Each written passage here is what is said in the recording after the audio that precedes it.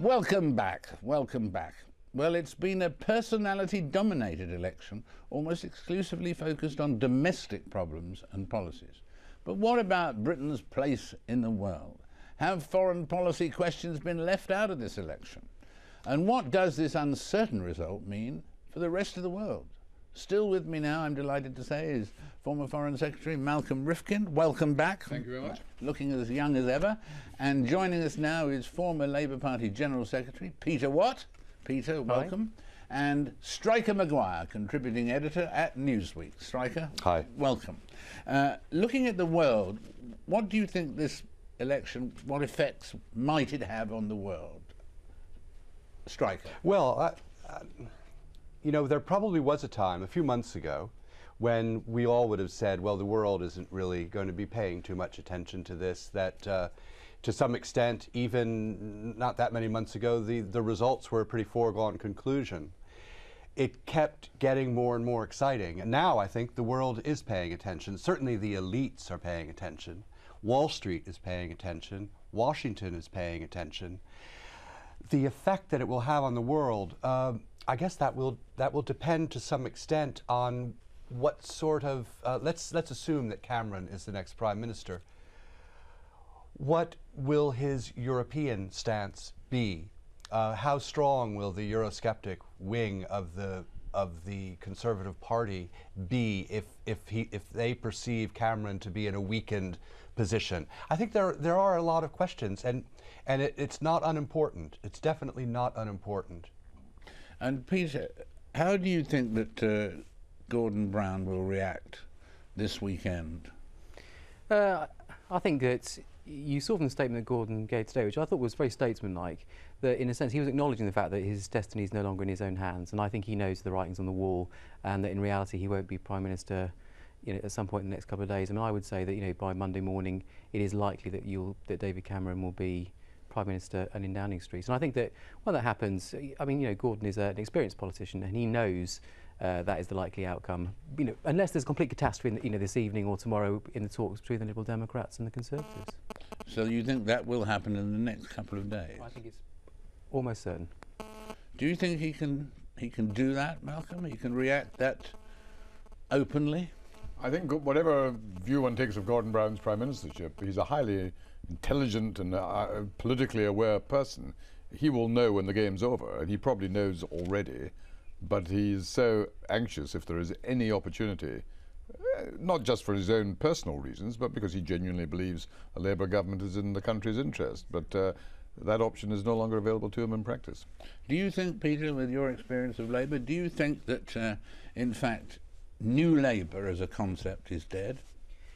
I think that the Labour Party's on a real, you know, it's like that at the moment in terms of the future of the Labour Party. I think it's a very, very dangerous moment.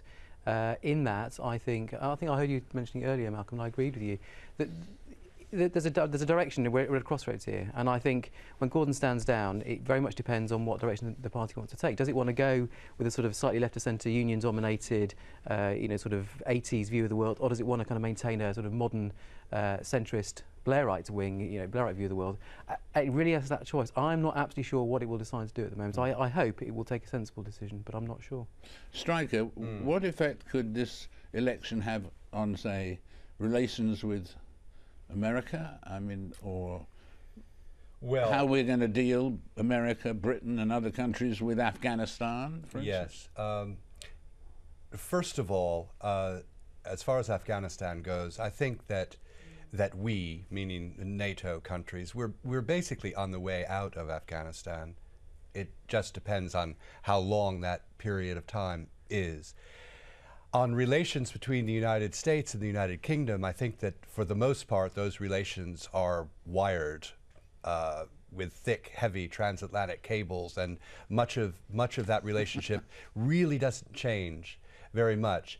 People have made a big deal out of the fact that David Cameron once said, it happened to be on an anniversary of 9/11, that Britain should have a solid but not slavish relationship with the United States. Well, frankly, I think that any sensible British Prime Minister would put it in those terms. Of course, you don't have a slavish relationship with the United States. And of course, you should have a solid relationship with the United States. I heard back in America, several people actually on television talking about Nick Clegg being anti-American. I don't really know quite where this comes from, unless they're saying because he was against the war in Iraq, therefore he's anti-American. I think that the relationship, in short, because Clegg could have an influence of some kind in the next government. I think the relationship with the United States is a stable relationship and is not going to be thrown into jeopardy by what's going on now. Do you think that, in fact, Mr. Clegg could one day be Prime Minister of Britain? I think it's highly unlikely, because I don't think that there is the demand from the United Kingdom public for whatever the Liberal Democratic Party says it stands for. We are basically a two-party system. We've been that for 150 years. What Mr. Clegg would like is not to break the mold in the sense of creating a three-party or multi-party system. He wants to replace the Labour Party as one of the two main parties. Go back to where we were in the 1920s. Well, that's pretty logical, isn't it? It's entirely logical, but it's not as principled a position as he likes to imply. He's not trying to create a different kind of politics in Britain. He's actually just wanting to replace his party with the Labour Party and put them in the opposite roles. And what about the rest of the world? I mean, are there places in the world where this new government will have an effect? I wanted to comment on what Stryker said a few moments ago, because I think that David Cameron will take over as Prime Minister at a pretty crucial period, partly because of his own views, but partly because of the chances of history. Yeah. It's for the last 13 years, Britain has been almost constantly at war. Kosovo, Iraq, Afghanistan, different kinds of wars for different reasons, but that has created an impression of the United Kingdom, because in each case we were close allies of the United States. And it's that has created a corrosive view on some of these matters, not just in the world as a whole, but within the United Kingdom itself. Now, one of the most important remarks that David Cameron has made recently about his foreign policy is he said, look, expect me to be pragmatic. I don't have a utopian view of the world that somehow the British government or the American government can change the world, particularly by using military force. Now, I think the Labour Party's also come to that conclusion, but this is post-Blair. But it so happens this conclusion has been reached at a time when we're likely to have a new Conservative government. And the other big question will be, we've had two remarkable Prime Ministers, remarkable in their own way, in the last 30 years, Margaret Thatcher and Tony Blair. People will, I think, be watching around the world, because Britain remains the 6th largest economy in the world. How is Cameron going to deal with the economic problems that we're facing? We're a much larger country than Greece. What Britain does has huge implications economically for the world. And secondly, will Cameron as a personality be a potential Thatcher or Blair in terms of having a disproportionate impact, both with the United States but also with other countries around the world? What do you think is the answer to that, Stryker? Well, I think that Malcolm's making a very good point. I would say that that it's important to note that Cameron and also Clegg, granting him some influence in the near future, that these are not ideologues. These are, I think, pragmatic, centrist, modernizing politicians. I suspect that there will be a fight within the Labour Party over the next days, weeks, but it is very possible that the next Labour leader will also be a kind of centrist, pragmatist. We don't know, and there will be a fight within the party.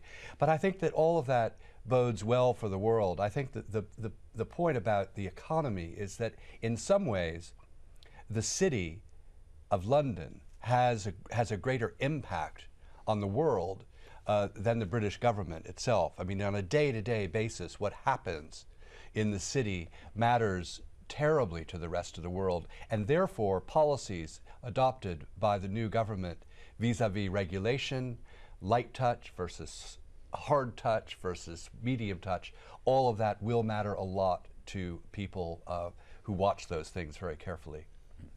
Great. Well, we'll take a break there and we'll come back and think also who was the real loser from the election and lots of things besides after this incredibly short break.